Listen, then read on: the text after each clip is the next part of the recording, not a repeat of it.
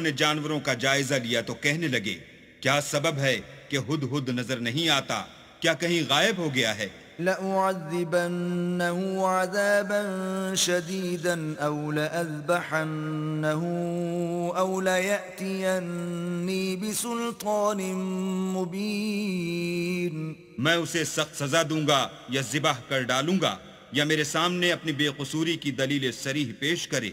فمكث غير بعيد فقال أحطت بما لم تحط به وجئتك من سبأ بنبأ يقين۔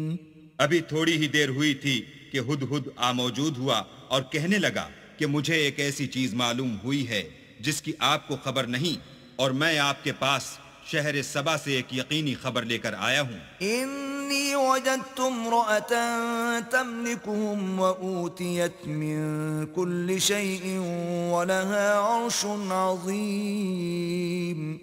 میں نے ایک عورت دیکھی کہ ان لوگوں پر بادشاہت کرتی ہے اور ہر چیز اسے میسر ہے اور اس کا ایک بڑا تخت ہے۔ وجدتها وقومها يسجدون للشمس من دون الله وزين لهم الشيطان